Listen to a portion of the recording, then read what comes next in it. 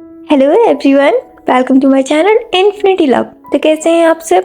I hope आप सब ठीक होंगे, स्वस्थ होंगे, मस्त होंगे और मेरी स्टोरी लाइन को भी एंजॉय कर रहे होंगे। तो आज यहाँ पे मैं जीने नहीं दूंगा कि नेक्स्ट पार्ट को लेके आई हूँ, लेकिन उससे पहले चैनल पे अगर कोई भी न्यू विजिट कर रहा है तो प्लीज मेरे चैनल को सब्सक्राइब कर लीजिए। और अगर आपको मेरी स्टोरी पसंद आए तो उसे लाइक, कमेंट, शेयर और अपने दोस्तों के साथ भी रेकमेंड कीजिए। तो चलिए अब हम आगे बढ़ते हैं, लेकिन आगे बढ़ने से पहले मैं आप सबको एक बात बोलना चाहूंगी। जैसे कि मैंने आप लोगों को पहले ही बताया है कि ये स्टोरी काफी हद तक सैड होने वाली है, थोड़ी सी टॉक्सिक भी है, ज्यादा नहीं थोड़ी सी है, लेकिन हाँ इसमें सैड सीन बहुत ज्यादा है। इसमें वांगजी का कैरेक्टर जो है वो ट्रूली अल्फा का है। वो बहुत ही कोल्ड हार्टेड पर्सन है और वो इसमें काफी क्रूअल भी देखने को मिलेंगे। मुझे पता है आप लोगों को ये अच्छा नहीं लगता है कि हमारा विंग टॉर्चर से गुजरे, बट इस स्टोरी में उससे गुजरना पड़ेगा। लेकिन इसकी हैप्पी एंडिंग है, उससे जितना दर्द मिलेगा उतना ही प्यार भी मिलेगा, लेकिन स्टोरी के माध्यम से।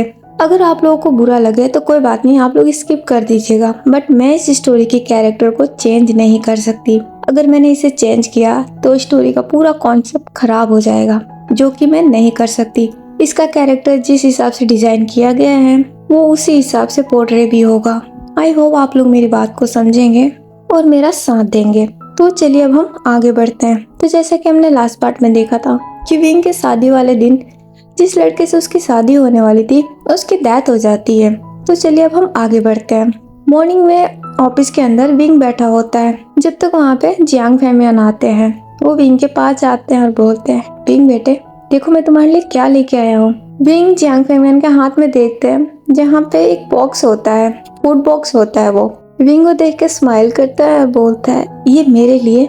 जियांग फैमियन स्माइल के साथ हाँ में नोट करते हैं और बोलते हैं, हाँ बेटे तुमने ब्रेकफास्ट नहीं किया ना, तुम ऐसे ही चले आए, इसीलिए मैं इसे तुम्हारे लिए लाया हूँ। चलो आओ मेरे साथ, पहले तुम ब्रेकफास्ट करो। विंग भी हाँ में नोट कर देते हैं। जियांग फैमियन विंग का हाथ पकड़ के सोफे पे ले जाते हैं, वो उससे वहाँ बिठाते हैं। जब तक वहाँ पे चैंग भी आता है और बोलता है मेरे बिना अकेले अकेले। विंग और जियांग फैमियन चैंग को देखते हैं। चैंग स्माइल करते आगे आ जाता है और बोलता है, डैड मैंने बोला था ना मैं भी आपके साथ आ रहा हूँ, आप मेरे लिए रुके क्यों नहीं?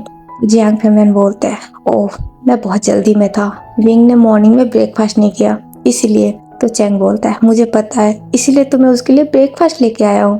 ये सुन के जियांग फैमियन हैरान होते हैं और बोलते हैं, तुम भी? तो चैंग बोलता है, इसका मतलब आप भी लेके आए हो ना? जियांग फैमियन भी हाँ में नोट करते हैं। चैंग स्माइल करता है और बोलता है, मुझे आइडिया तो था लेकिन फिर भी मैं ले आया, और मैं जो लेके आया हूँ वो विंग का फेवरेट है। ये सुन के जियांग फैमियन स्माइल करते हैं और बोलते हैं, मुझे पता है, वैसे मैं भी विंग का फेवरेट ही लेके आया हूँ।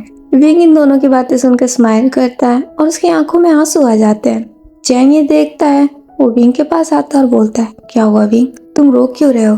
विंग फिर स्माइल करते हैं और बोलते हैं, नहीं बस ऐसे ही।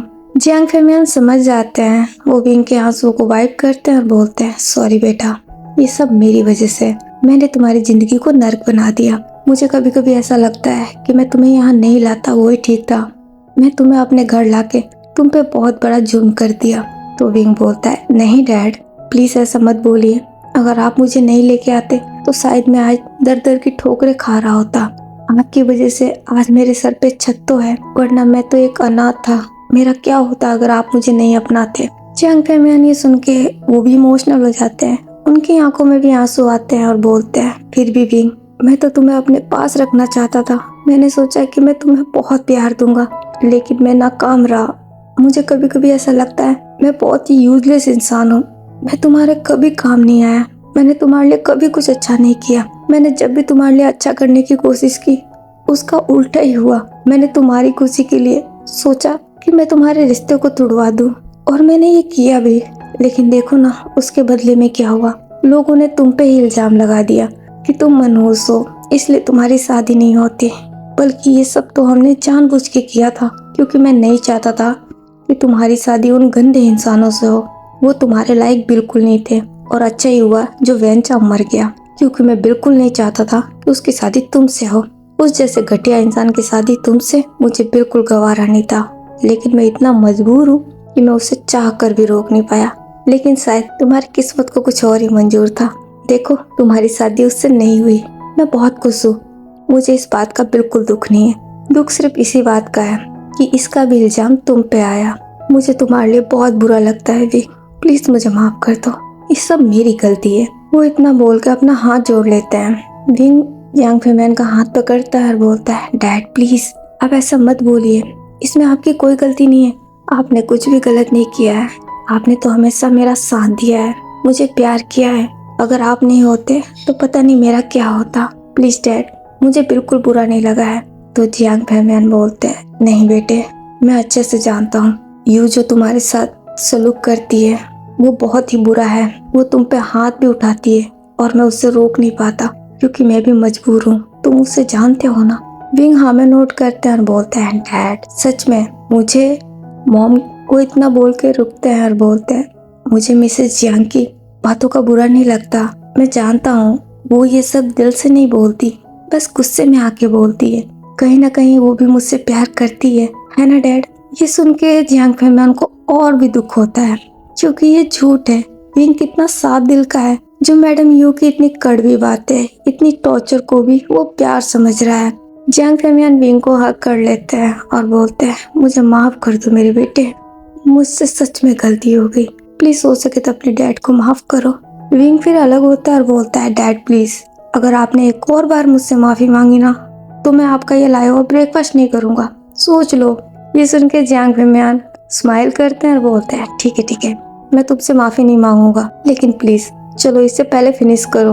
विंग भी हाँ में नोट कर देते हैं। जियांग फैमियान स्माइल करते हैं और वो जो फूड लाए होते हैं उसे अनपैक करते हैं। विंग उस फूड को देख के बहुत खुश हो जाते हैं क्योंकि वो सारे उनके फेवरेट होते हैं। जियांग फैमियान खुद अपने हाथों से ही विंग को खिलाते हैं। विंग भी स्माइल करते हुए खा रहे होते हैं तो जियांग फैमियान बोलते हैं, तुम्हें पता है विंग, मुझे कभी कभी ऐसा लगता है कि तुम्हारी किस्मत में ना कोई स्पेशल पर्सन है और तुम देख लेना जिस दिन वो तुम्हारी जिंदगी में आएगा ना उस दिन के बाद से तुम्हारी जिंदगी बदल जाएगी। वो तुम्हें अपने सर आंखों पे रखेगा, वो तुम्हें दुनिया की सारी खुशी देगा, वो तुम्हारे सारे सपने पूरा करेगा और ऐसा एक दिन जरूर होगा, ये मेरा दिल कहता है। तुम्हें तुम्हारे जीवन का सच्चा प्यार जरूर मिलेगा जो सिर्फ तुम्हारे लिए बना है और जो सिर्फ तुमसे प्यार करेगा, देख लेना। विंग भी ये सुन के स्माइल करते हैं और बोलते हैं, सच में डैड आपको ऐसा लगता है? तो जियांग फैमियान बोलते हैं, हाँ बिल्कुल मुझे लगता है, तुम ऐसा क्यों बोल रहे हो? तो विंग बोलता है, क्योंकि मुझे विश्वास नहीं है, जैसी मेरी किस्मत है मुझे नहीं लगता कि मुझे कोई प्यार करेगा, कोई मेरा ख्याल रखेगा, शायद ऐसा कोई इंसान इस पूरी दुनिया में नहीं है। तो जियांग फैमियान बोलते हैं, ये तुम्हारी गलतफहमी है, ऐसा इंसान इस दुनिया में है भी और वो तुम्हें मिलेगा भी, और जिस दिन वो तुम्हें मिलेगा ना देख लेना विंग, तुम्हारी जिंदगी 1 मिनट में चेंज हो जाएगी, मेरी ये बात हमेशा याद रखना। विंग भी स्माइल करते हैं और बोलते हैं, ठीक है डैड, मुझे आपके विश्वास पे विश्वास है, अपनी किस्मत पे नहीं। जियांग फैमियान भी स्माइल करते हैं, अपना हाथ विंग के सर पे ले जाते हैं और बोलते हैं, चलो अब चुपचाप इसे फिनिश करो वरना तुम्हारी मॉम आ जाएगी और उसके बाद से उसकी तानाशाही देखनी पड़ेगी। उसके आने से पहले हम सब अपना काम पे लग जाते हैं। विंग भी हाँ में नोट कर देते हैं। दूसरी तरफ मैडम यू कॉल पे होती है और वो बोलती है, क्या तुम पागल हो क्या? तुम्हें किसने कहा था विंग की फोटो ले जाने को? ऐसे रिश्ते के लिए मेरा बेटा जियांग चंग क्या तुम्हें नजर नहीं आया? मैंने तुम्हें कितनी बार बोला है, तुम्हारी हिम्मत कैसे हुई?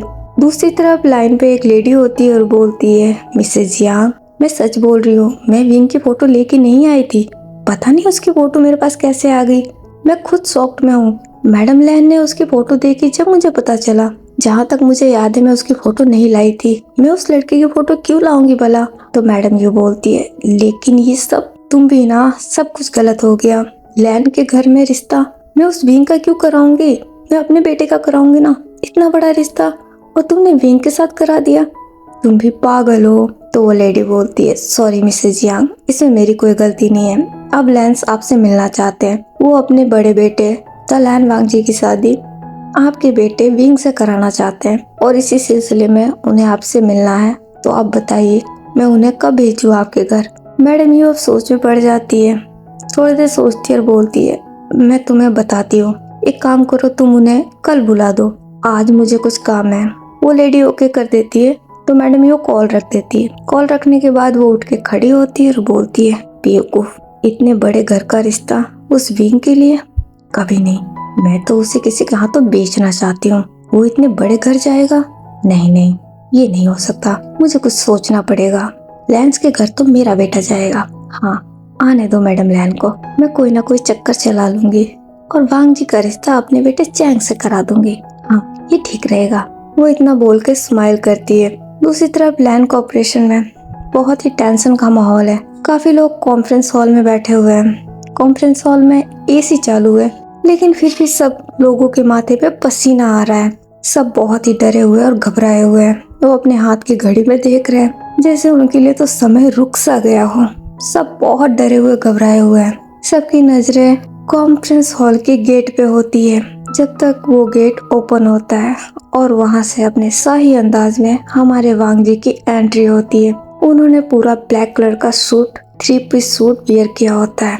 वो अपने भारी कदमों से उस हॉल में एंटर होते हैं। उन्हें देख के सबकी हालत पतली हो जाती है। सब लोग उठ के फटाफट खड़े हो जाते हैं और अपनी नजरें नीचे झुका लेते हैं। वांग जी सीधा अपने चेयर के पास जाते हैं। वो अपने चेयर पे बैठ जाते हैं। उनको देख के सब लोग हिम्मत करके धीरे से बैठ जाते हैं। वांग जी की नजरें वहाँ बैठे हर एक शख्स की तरफ जाती है और वो अपने कोल्ड एंड हार्श वॉइस में बोलते हैं, किसकी वजह से? मुझे जवाब चाहिए अभी। उनकी इतनी कोल्ड और हार्श वॉइस को सुन के सब और भी जरा डर जाते हैं। वो तो अपनी जगह पे बैठे ही कांपने लगते हैं। किसी की हिम्मत ही नहीं हो रही है कुछ बोलने की। वांग जी वेट करते हैं। उस सब की तरफ एक बार फिर से नजरें घुमाते हैं। ऐसा लग रहा है जैसे उनकी खामोशी बहुत बड़ा खतरे का संकेत है। किसी की कोई हिम्मत ही नहीं है बोले, लेकिन एक पर्सन हिम्मत करता है।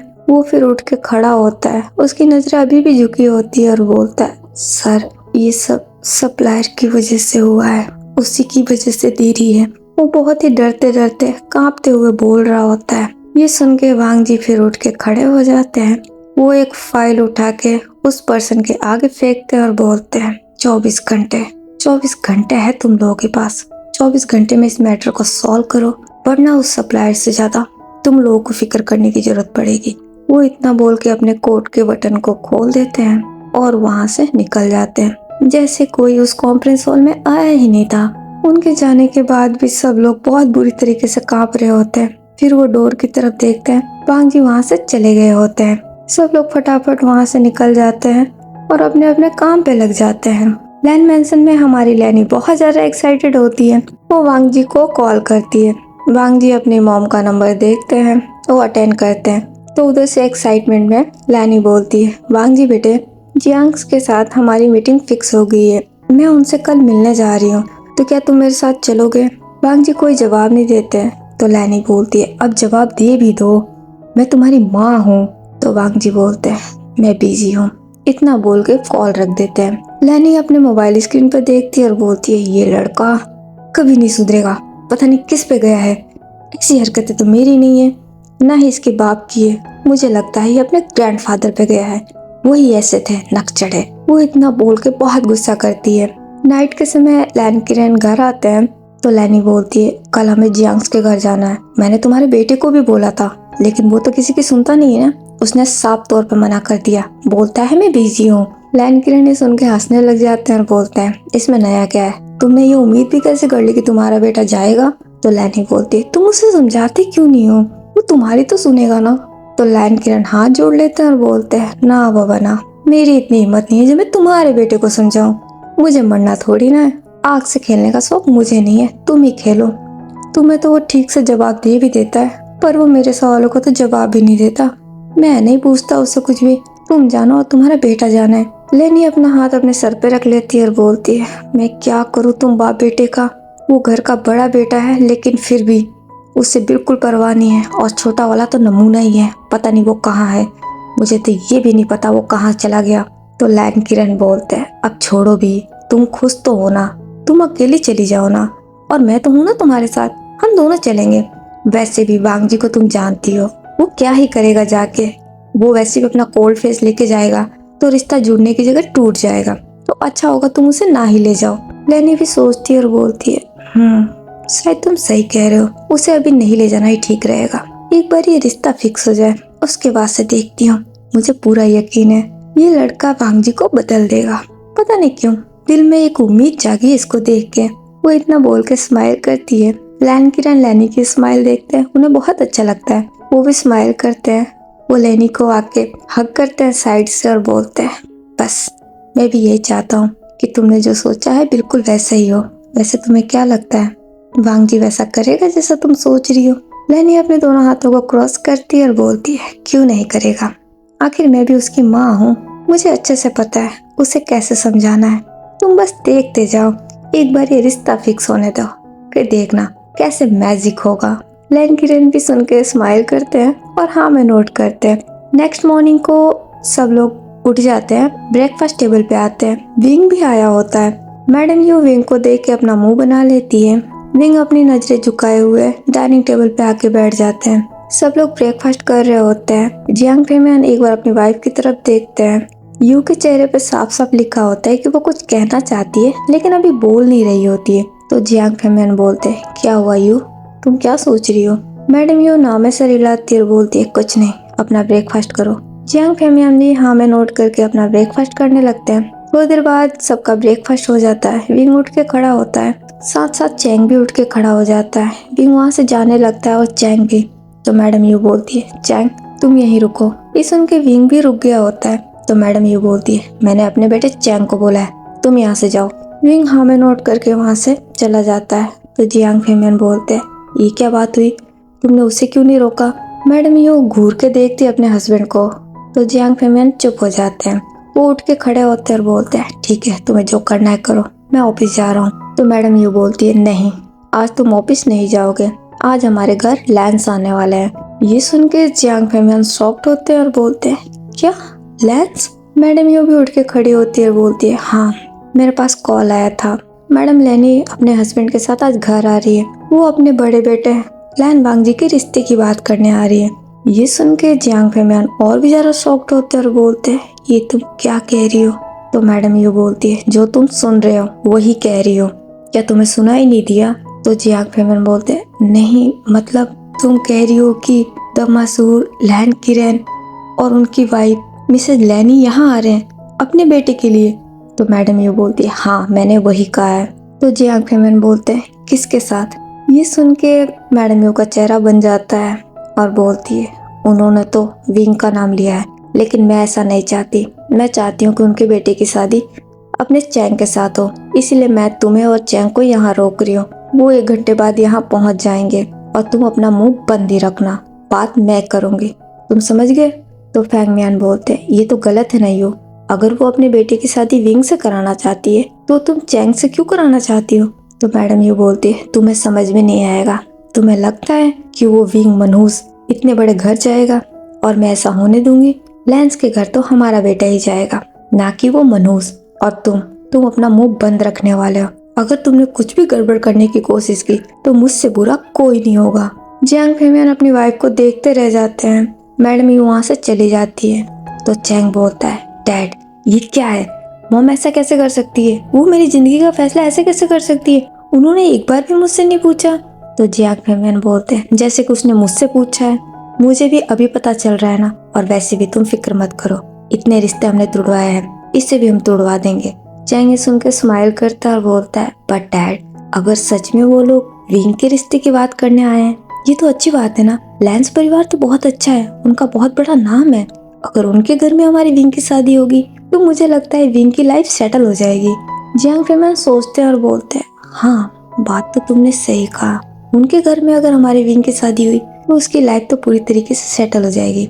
चलो चैंग, इस बार हम अलग काम करेंगे, हर बार हमने उसका रिश्ता तुड़वाया है, लेकिन इस बार हम लोग मिलकर उसका रिश्ता फिक्स कराएंगे, क्योंकि मुझे लगता है कि जिस लड़के की मैं बात कर रहा था शायद वो लैन वांग जी ही हो, वही हमारे बेटे की जिंदगी सुधारते। चैंग भी हाँ में नोट करता और बोलता है, यस डैड, मुझे भी ऐसा ही लग रहा है। तो जियांग फेमियन बोलते हैं, तो फिर अपने काम पे लग जाए। चैंग भी हाँ में नोट कर देता है। 2 घंटे बाद जियांग मैंशन में मैडम लैनी और उनके हस्बैंड लैन किरण वहाँ आते हैं। मैडम यू पहले से स्वागत में खड़ी होती है। मैडम लैनी को देख के वो स्माइल करती है। वो आगे जाके लैनी को ग्रीट करती है। लैनी भी स्माइल करते आगे आती है और वो मैडम यू को हग कर लेती है। मैडम यू भी स्माइल करती है और वो उन्हें लेके सोफे पे जाती है। सब लोग सोफे पे बैठ जाते हैं। तो लैनी बोलती है, आप लोगों को तो पता ही होगा मैं यहाँ क्यों आई हूँ। मैडम यू भी स्माइल के साथ हाँ में नोट करती है। तो लैनी बोलती है, क्या आप लोगों को कोई प्रॉब्लम है इस रिश्ते से? मैडम यू अब चुप होती है और फिर बोलती है, नहीं ऐसी कोई बात नहीं है, लेकिन मैं आपसे कुछ कहना चाहती हूँ। लैनी हाँ में नोट करती है। तो मैडम यू बोलती है, जैसा कि आप लोगों को पता ही होगा कि विंग मेरा सगा बेटा नहीं है, वो मेरे हस्बैंड के दोस्त का बेटा है। उसके मॉम डैड की डेथ के बाद वो अनाथ हो गया था, तो मेरे हस्बैंड उसे यहाँ ले आए। हमने भी उसे अडॉप्ट कर लिया। वैसे विंग अच्छा लड़का है, लेकिन वो चैंग से छोटा है और चैंग मेरा बेटा जो कि उससे बड़ा है, तो मेरे हिसाब से पहले शादी उसकी होनी चाहिए कायदे से। लैनी भी हाँ में नोट करती है और बोलती है, हाँ आपने बिल्कुल सही कहा। तो मैडम ये बोलती है, इसीलिए मैं आपसे बोल रही हूँ कि आप अपने बेटे की शादी मेरे बड़े बेटे चैंग से करवा सकती है।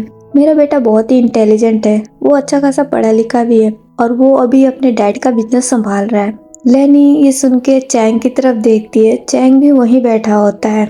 वो फिर स्माइल करता है। तो लैनी बोलती है, सॉरी मिसेस यांग, बट मुझे आपका छोटा बेटा विंग ही पसंद आया है। मैंने उसकी फोटो जब देखी मुझे वो पहली नजर में ही पसंद आया और मैं चाहती हूँ कि मेरे बड़े बेटे वांग जी की शादी आपके छोटे बेटे विंग से ही हो। मैं आपकी बात से सहमत हूँ कि बड़े बेटे के होते हुए छोटे बेटे की शादी नहीं कराते, लेकिन मेरा विश्वास मानिए आपके बड़े बेटे को भी कोई अच्छा जीवन साथी जरूर मिलेगा। मैं आपकी पूरी मदद करूंगी, लेकिन मुझे तो आपका छोटा बेटा ही चाहिए क्योंकि मुझे वही पसंद आया है। ये सुन के मैडम यू का चेहरा उतर जाता है। फिर भी वो एक फेक स्माइल करती है और बोलती है, जी जैसी आपकी मर्जी। लैनी इधर उधर नजर घुमाती है और बोलती है, वैसे आपका छोटा बेटा विंग है कहाँ? तो मैडम यू बोलती है, वो एक्चुअली ऑफिस गया है, उसे अर्जेंट काम था। तो लैनी बोलती है, लेकिन मैंने तो आपको पहले ही बुलवाया था ना कि मैं उसी से मिलने आ रही हूँ, मुझे उसे देखना था, बात करनी थी। मैडम ये एक फेक से स्माइल करती है और बोलती है, ओह सॉरी मेरे दिमाग से निकल गया। एक्चुअली मैंने उसे बोला था, बट उसने बोला कि उसे अर्जेंट काम है। आप जानती है ना आजकल के बच्चे कहाँ सुनते हैं पेरेंट्स की, और विंग तो बहुत जिद्दी है, वो तो कभी मेरी नहीं सुनता, वो हमेशा अपनी मन की करता है। मैंने उसे रोका था लेकिन फिर भी चला गया। ये सुन के लैनी को थोड़ा हर्ट होता है, उन्हें बुरा लगता है। तो मैडम ये बोलती है, वैसे आपका बेटा वांग जी भी नहीं आया? तो लैनी बोलती है, हाँ वो एक्चुअली उसकी इम्पोर्टेंट मीटिंग थी इसी वजह से। तो यू बोलती है, कोई बात नहीं, अगर आप कहे तो मैं अपने बेटे को लेके आपके घर आ जाऊंगी, फिर वो दोनों एक दूसरे से मिल लेंगे और आप भी उससे मिल लीजिएगा। ये सुन के लैनी स्माइल करती है और बोलती है, हाँ ये ठीक रहेगा। आप एक काम कीजिए, आप संडे को अपने छोटे बेटे विंग के साथ मेरे घर आ जाइए।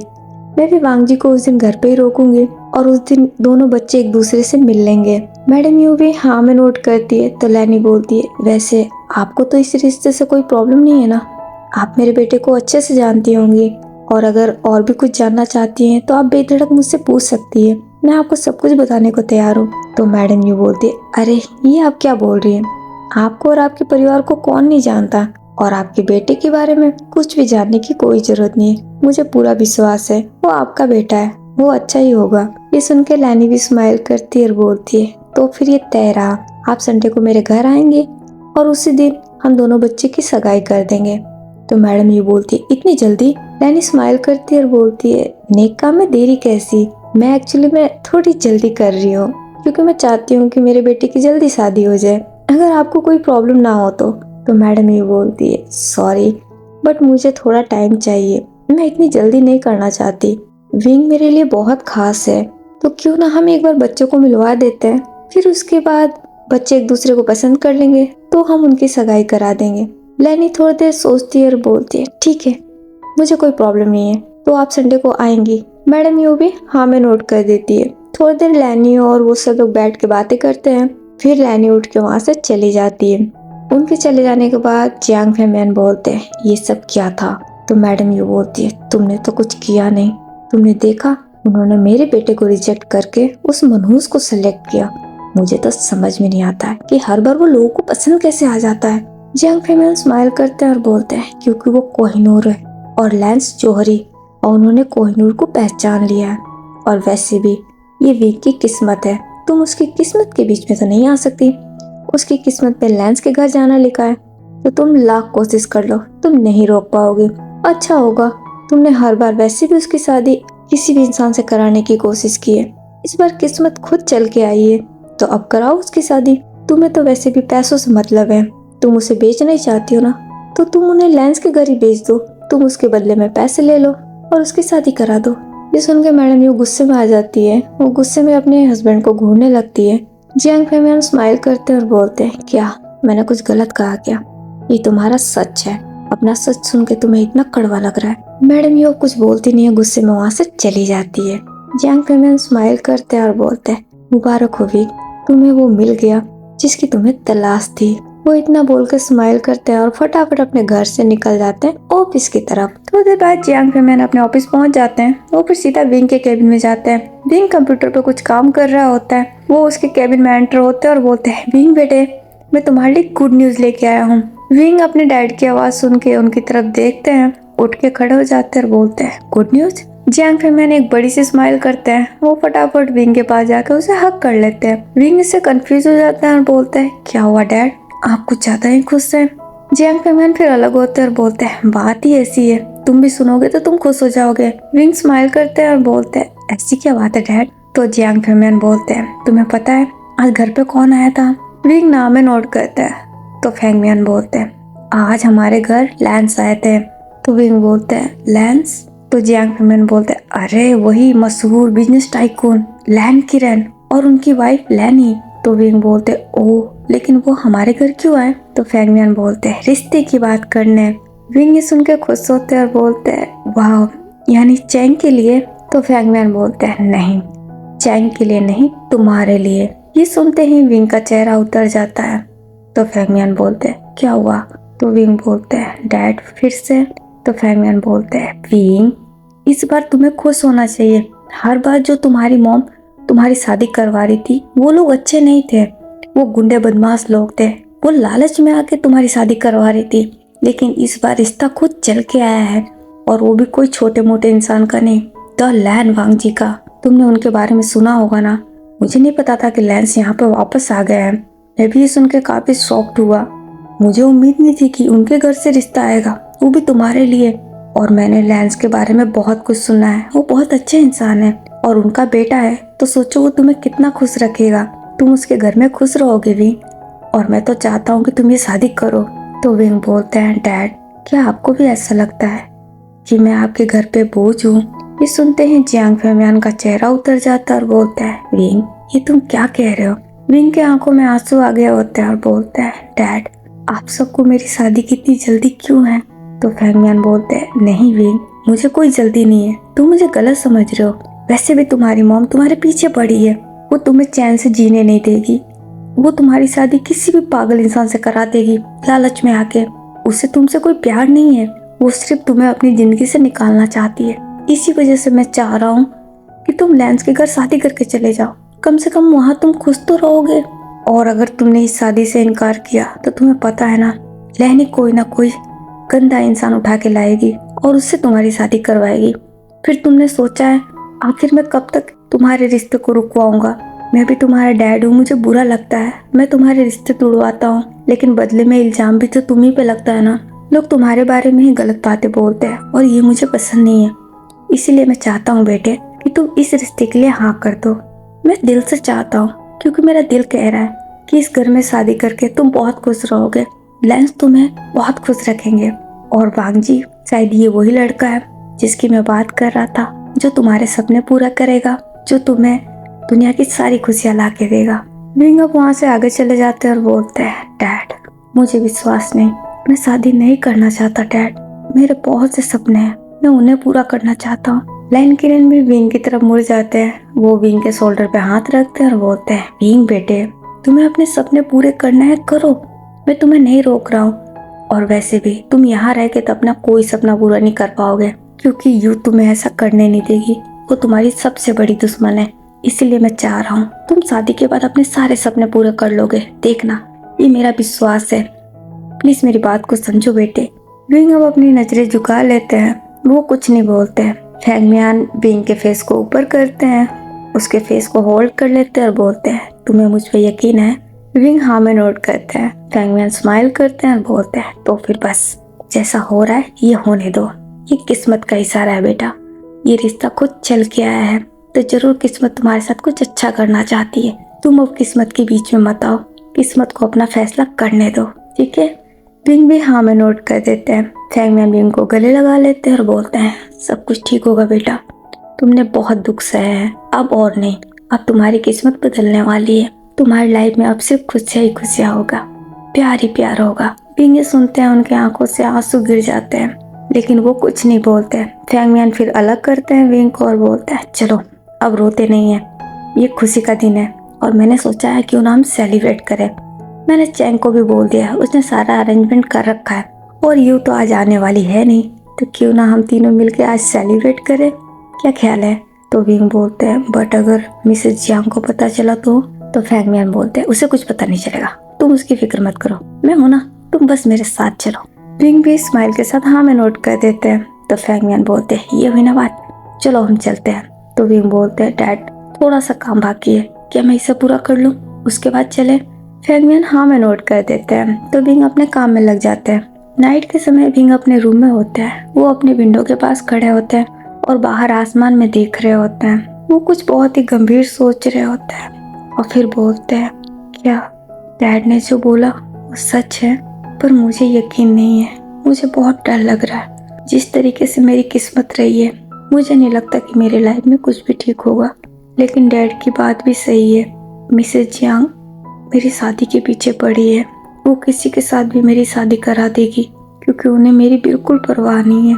तो मुझे लगता है मुझे डैड की बात मान लेनी चाहिए, मुझे इस रिश्ते के लिए हाँ कर देना चाहिए।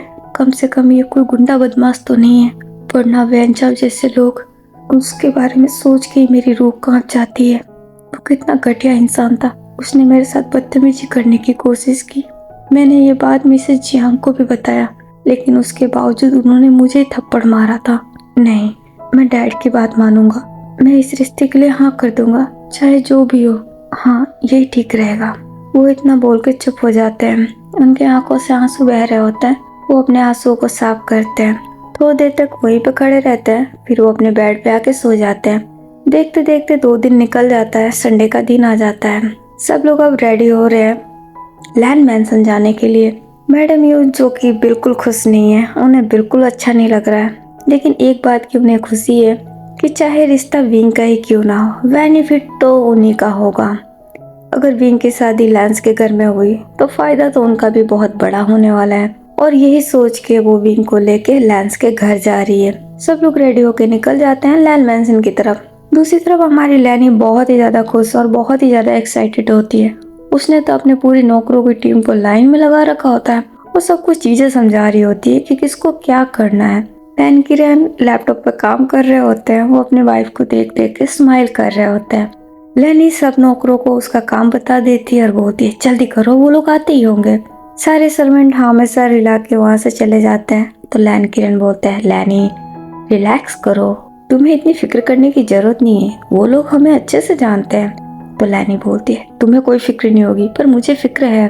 तुम्हें नहीं पता मैं कितनी ज्यादा एक्साइटेड हूँ। मैं बस किसी तरीके से चाहती हूँ ये रिश्ता आज फिक्स हो ही जाए और जल्दी से जल्दी भांग जी की सगाई की डेट भी फिक्स हो जाए। एक बार अगर भांग जी की सगाई हो गई ना, फिर मुझे थोड़ा सुकून मिलेगा, और जिस दिन शादी होगी ना उस दिन तो मेरी सारी टेंशन ही खत्म हो जाएगी, उसके बाद से मैं फ्री। लैन किरण स्माइल करते हैं और बोलते हैं हाँ वो भी जल्दी हो जाएगा। पहले ये तो बताओ क्या तुमने अपने बेटे को बोल दिया कि आज उससे मिलने उसके इन लॉस आ रहे हैं। लैनी नामे सर हिलाती और बोलती है कब बोलूं, वो आता कब है, हमारे सो जाने के बाद, और मेरी इतनी हिम्मत नहीं है कि लेट नाइट में उसे डिस्टर्ब करो, मैं अभी जाके उसे बोल देती हूँ। तो लैन किरण बोलते हैं ये ठीक रहेगा, ऑल द बेस्ट। लैनी फिर नैरो आइज से अपने हस्बैंड को देखती है और बोलती है क्या कहा। लैन किरण स्माइल करते हैं और बोलते हैं ऑल द बेस्ट विश किया यार, थैंक यू बोलो, शेर के गुफा में जा रही हो तुम। लैनी कोई जवाब नहीं देती है और वो वहाँ से चली जाती है।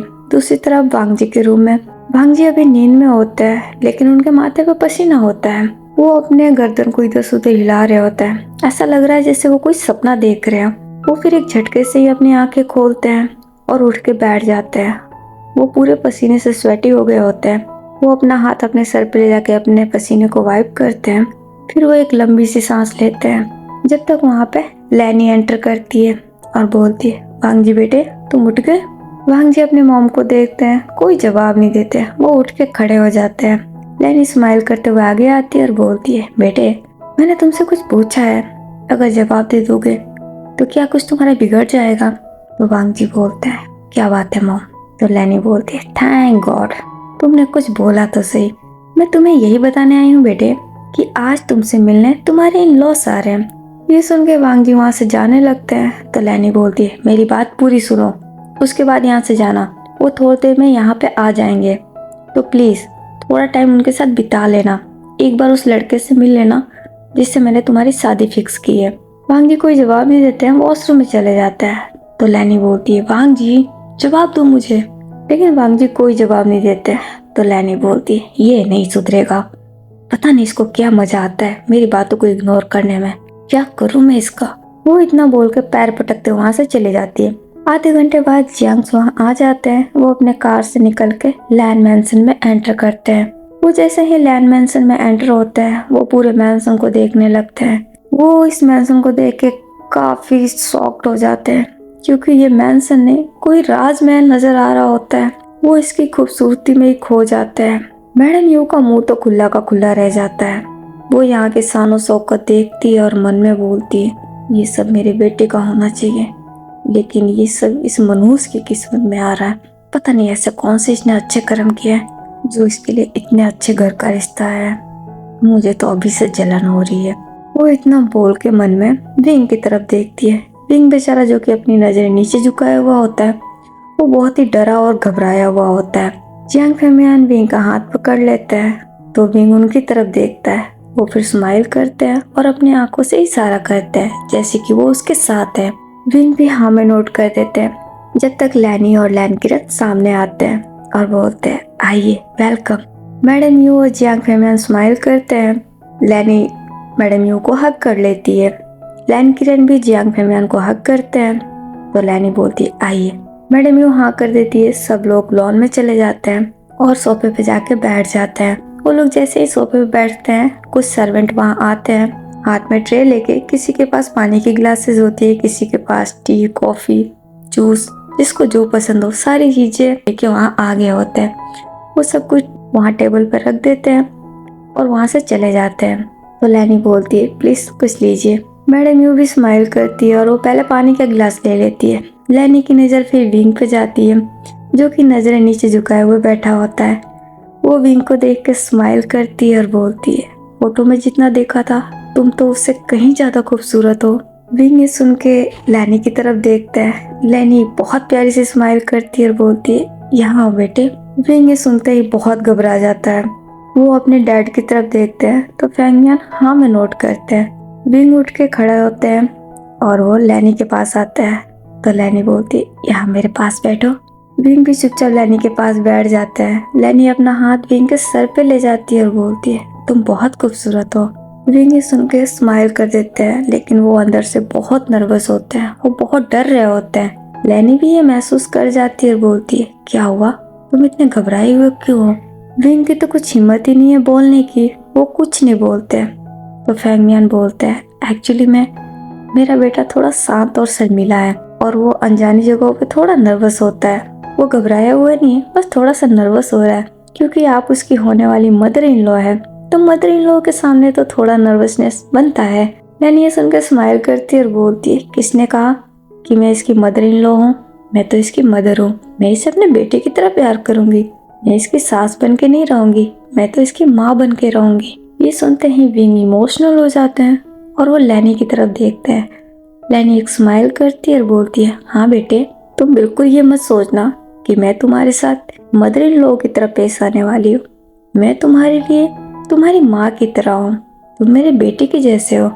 मैं तुम्हें बेटे की तरह प्यार करूंगी और तुम्हें यहाँ पे किसी चीज की कोई कमी नहीं होगी। तुम्हें कभी यहाँ पे कोई प्रॉब्लम नहीं होगी, ये मेरा तुमसे वादा है। अगर तुम्हें कोई प्रॉब्लम हुई तो तुम सीधा मुझे बताना। विंग सुन के काफी इमोशनल हो जाते हैं, उनकी आंखें नम हो जाती है। तो लैनी बोलती है, अरे बेटी क्या हुआ, तुम रो क्यों रहे हो? विंग अब कुछ नहीं बोलते, अपनी नजरें नीचे झुका लेते हैं। तो फेंगमियान बोलते हैं, मिसेज लैन, मैंने बोला ना वो नर्वस हो रहा है, और कुछ नहीं, वो बिल्कुल ठीक है। तो लैनी बोलती है, ओके। मैडम यू ये देख देख के गुस्से में जल रही होती है, उन्हें तो बड़ा गुस्सा आ रहा होता है। फिर भी वो स्माइल करती है और बोलती है, वैसे आपका बेटा वांग जी कहाँ है? ये सुनते ही लैनी की स्माइल गायब हो जाती है। वो फिर पीछे मुड़ के सीढ़ियों की तरफ देखती है और बोलती है, वो आता ही होगा। मैडम यू भी स्माइल कर देती है। फिर वो बात करने लगते हैं। 10 मिनट बाद वांग जी अपने रूम से रेडी होकर सीढ़ियों से नीचे उतरते हैं। उनको देख के मैडम यू और जियांग फेमियान उठ के खड़े हो जाते हैं। वांग जी का ऑरा ही ऐसा होता है कि वो जहाँ भी जाते हैं वहाँ का माहौल बहुत ही ठंडा हो जाता है। मैडम यू वांग जी को ही देख रही होती है। वांग जी सीधा सीढ़ियों से उतर के नीचे आते हैं और फिर वो बाहर की तरफ जाने लगते हैं। मैडम यू और सबकी नजरें उधर ही होती है। जब वो सोफे से पास करके आगे निकलते हैं तो लैनी बोलती है, वांग जी अब रुक जाते हैं। तो लैनी बोलती है, क्या तुम्हें दिखाई नहीं दे रहा कि यहाँ मैं बैठी हूँ और मेहमान भी है? वांग जी अपनी मॉम की तरफ देखते ही नहीं है और बोलते हैं, मॉम मेरी इंपॉर्टेंट मीटिंग है, मुझे अभी जाना होगा। तो लैनी बोलती है, आज संडे है वांग जी। तो वांग जी बोलते हैं, सॉरी मॉम, ये इम्पोर्टेंट है, मुझे अभी कॉल आया है, मुझे अर्जेंटली जाना होगा। ये सुनकर लैनी बहुत शर्मिंदा हो जाती है क्योंकि वहाँ पे मेहमान हैं और वांग जी इस तरीके से पेश आ रहे होते हैं। वो फिर वांग जी के पास जाती है और बोलती है, वांग जी अगर 1 मिनट के लिए तुम यहाँ रुक जाओगे, सबको ग्रीट कर लोगे तो तुम्हारा क्या चला जाएगा? वांग जी अपने मॉम की तरफ देखते हैं। तो लैनी बोलती है, प्लीज मेरी इज्जत का सवाल है, ऐसे लोगों के सामने मेरी इज्जत मत खराब करो प्लीज बेटे। वांग जी ये सुन के अपने डैड की तरफ देखते हैं। वो भी खड़े होते हैं। वांग जी अब कुछ नहीं बोलते, आगे आ जाते हैं। उनको देख के मैडम यू स्माइल करती है और बोलती है, हेलो वांग जी। वांग जी उनकी तरफ देखते हैं लेकिन कुछ नहीं बोलते। उनकी नजरों को देख के मैडम यू भी थोड़ा सहम जाती है। वो आगे अब कुछ बोलती नहीं है। जियांग फेमियान आगे आते हैं। वो अपना हाथ आगे बढ़ाते हैं। वांग जी उनसे हाथ मिला लेते हैं। तो फेमियान बोलते हैं, आपके बारे में बहुत कुछ सुना है, आपने बहुत कम उम्र में बहुत बड़ा अचीवमेंट किया है, आप वाकई काबिले तारीफ है। वांग जी उनकी बातों का कोई जवाब नहीं देते। फिर वो अपनी मॉम को देखते और बोलते हैं, मॉम मुझे अब जाना होगा, मुझे सच में अर्जेंट काम है। लैनी अब सोच रही होती है वो क्या बोले। तो फेंगमियान बोलते हैं, ठीक है आप जा सकते हैं, मैं समझ सकता हूँ, मीटिंग कभी भी आ सकती है, कोई प्रॉब्लम नहीं है, आप जाए। वांग जी एक नज़र फेंगमियान को देखते हैं और बोलते हैं, सॉरी मैं आप सबकी इंसल्ट नहीं कर रहा हूँ, बट सच में मुझे अर्जेंट मीटिंग अटेंड करनी है, क्लाइंट बाहर से आया है। फेंगमियान स्माइल करते और बोलते हैं, मैं समझ सकता हूँ, आपको सफाई पेश करने की कोई ज़रूरत नहीं है, प्लीज़ आप जाए। वांग जी फिर हाँ में नोट करते हैं। वो अपने मॉम को देखते हैं और बिना कुछ बोले वहाँ से जाने लगते हैं। वांग जी की काम और कोल्ड वॉइस विंग ने भी सुनी होती है। वो सुन के ही बहुत ज़्यादा डर गया होता है। उसकी तो हिम्मत ही नहीं हुई नजर उठा के देखने की। लेकिन जब जियांग फेमियान ने वांग जी से हैंडशेक किया था, उस समय विंग ने अपनी नजरें उठा के वांग जी को देखा था। वो वांग जी को चेहरे को ही देख रहा था। उसने एक झलक ही वांग जी की देखी और फिर उसने जल्दी से अपनी नजर नीचे झुका ली। लेकिन उसकी दिल की धड़कनें अभी भी बहुत तेज होती है। वो अपने हाथों की मुट्ठी कस लेता है डर के मारे। तो लैनी बोलती है, प्लीज आप सब बैठिए, इसका ऐसा ही है, मैं इसे कितना भी बोलूं लेकिन इसे अपने काम के सिवा कुछ नहीं दिखता। ये सब इसके डैड की गलती है। इसके डैड ने इसे सीईओ बना दिया और उसके बाद से ये बहुत बिजी हो गया। इसके पास तो हमारे लिए भी समय नहीं है। मैडम ये स्माइल करती है और बोलती है, कोई बात नहीं, बिजनेस होता ही ऐसा है, और वैसे भी काम जरूरी है, काम फर्स्ट होना चाहिए। लैनी भी स्माइल के साथ हाँ में नोट कर देती है और बोलती है, वैसे अब आपने क्या डिसाइड किया है? क्या आपको मेरे बेटे वांग जी का और आपके बेटे विंग का रिश्ता मंजूर है? तो मैडम ये बोलती है, आप ये कैसा सवाल कर रही है? जाहिर सी बात है मुझे मंजूर है, मैं आपके घर का रिश्ता कैसे ठुकरा सकती हूँ? ये हमारी खुशकिस्मती है कि आपके घर से रिश्ता आया है, मैं इस रिश्ते को नहीं ठुकराऊंगी, मुझे आपके बेटे का रिश्ता मंजूर है। ये सुन के लैनी बहुत खुश हो जाती है और बोलती है, सच में? मैडम यू भी स्माइल के साथ हाँ में नोट करती है। तो लैनी बोलती है, फिर आपने क्या सोचा है, हम सगाई कब कर सकते हैं? क्या हम सगाई 2 दिन बाद रखें? तो मैडम यू बोलती है, नहीं इतनी जल्दी नहीं, मुझे थोड़ा सा समय चाहिए, थोड़ी सी तैयारियां करने के लिए। हम एक काम करते हैं, नेक्स्ट वीकेंड बच्चों की सगाई कर देते हैं और उसी दिन शादी का डेट भी फिक्स कर लेंगे, क्या ख्याल है? तो लैनी बोलती है, हाँ ठीक है, मुझे मंजूर है। मैडम यू भी स्माइल कर देती है और मन में बोलती है, अच्छा हुआ समय रहते ही मुझे तुम्हारी बेटी की सच्चाई पता चल गई।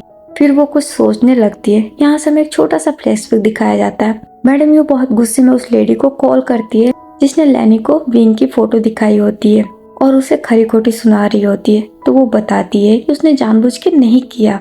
तो मैडम यू बोलती है लेकिन वो अपने बेटे की शादी कराना चाहती है। वो उससे बोलती है कि वो किसी तरीके से चैंग का रिश्ता वांग जी से कराए। तो वो लेडी बोलती है अच्छा होगा अगर आप अपने बेटे से प्यार करती हैं तो अपने बेटे का रिश्ता वांग जी से ना करें, क्योंकि आप वांग जी को नहीं जानती। वो बहुत ही रूड और क्रूअल इंसान है।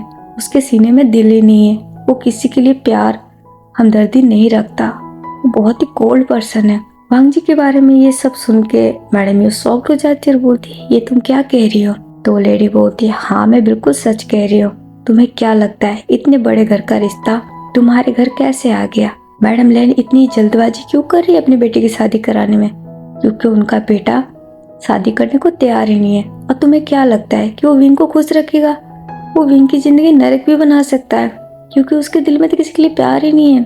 अगर आप चाहती हैं आपका बेटा खुश रहे तो प्लीज उसकी शादी वांग जी से मत कराइए, और अगर आपको अपने बेटे की परवाह नहीं है तो बेशक करवाइए, मैं आपकी मदद कर दूंगी। ये सब सुनकर मैडम यू डर जाती है और बोलती है नहीं नहीं अगर ऐसा है तो फिर रहने दो, उस विंग की शादी होने दो। ये सुन के वो लेडी स्माइल करती है और बोलती है गुड, आप एक काम कीजिए जो हो रहा है उसे होने दीजिए, आप बिल्कुल फिक्र मत कीजिए।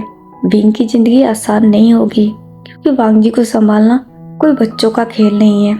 ये सुन के मैडम यू को बहुत सुकून मिलता है। वो फिर स्माइल करती है और बोलती है ठीक है थैंक यू सो मच। इतना बोल के वो कॉल रख देती है। अब हमें प्रेजेंट का सीन दिखाया जाता है। मैडम यू स्माइल करती है और बोलती है ठीक है फिर आपको विंग से अगर कुछ पूछना हो तो आप पूछ लीजिए, फिर हम चलते हैं। बहुत सारी तैयारियां करनी पड़ेगी ना। लैनी भी हाँ में नोट करती है और बोलती है नहीं मुझे आपका बेटा बहुत पसंद है, मुझे इससे कुछ भी नहीं पूछना, ये मुझे पहली नजर से ही पसंद आ गया, मुझे नहीं लगता कि मुझे इसके बारे में कुछ भी जानना चाहिए। ये सुन के मैडम यू भी स्माइल कर देती है और बोलती है ठीक है फिर। तो लैनी बोलती है लेकिन हाँ मैं अपने बेटे विंग को अपना पूरा घर जरूर दिखाना चाहूंगी। ये सुनते ही मैडम यू के तो तन बदन में आग लग जाता है। फिर भी वो स्माइल करती है और बोलती है जैसी आपकी मर्जी। लैनी उठ के खड़ी हो जाती है और बोलती है आओ बेटे। विंग भी उठ के खड़ा हो जाता है। लैनी विंग को लेके वहाँ से चली जाती है। वो पूरा मैंसन दिखाने लगती है विंग को। विंग नर्वस हो रहा होता है लेकिन फिर भी वो लैनी के साथ चला जाता है। ओके गाइस आज के लिए बस इतना ही। आगे की स्टोरी हम नेक्स्ट पार्ट में जानेंगे। नेक्स्ट पार्ट में होगी हमारे वांगशन की सगाई, और उसी पार्ट में हो सकती है शादी भी। मैंने सोचा है कि दोनों उसी पार्ट में मैं कराऊंगी, ताकि आगे से हमें वांगशन का सीन ज़्यादा मिले।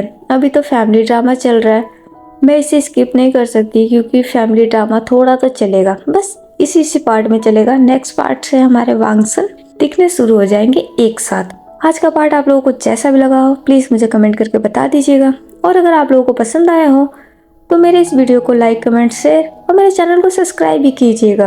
और प्लीज़ गाइस आपसे फिर से एक बार रिक्वेस्ट करती हूँ वीडियो को पूरा सुनिएगा। अगर आप लोग बोलेंगे तो मैं इसके और भी छोटे पार्ट बना दूंगी, जैसा आप लोग चाहेंगे वैसा ही करूंगी। हाँ स्टोरी में कुछ चीज़ें अभी आप लोगों को बोर करेगी, क्योंकि आप लोगों को मेन कपल में इंटरेस्ट होता है, लेकिन गाइस साइड कपल भी तो कपल ही होते हैं। वैसे भी वो फैमिली है तो उनका भी थोड़ा बहुत सीन आ रहा है, तो देख लीजिए आगे तो वैसे भी मैन लीड की स्टोरी चलने वाली है, फैमिलीज तो फिर दिखेगी ही नहीं। तो प्लीज़ मेरी बातों को समझिए, थोड़ा कोऑपरेट कीजिए। और अभी मैं चलती हूँ, हम फिर मिलेंगे जीने नहीं दूंगा नेक्स्ट पार्ट में। जब तक अपना ख्याल रखिएगा, बाय बाय, टेक केयर।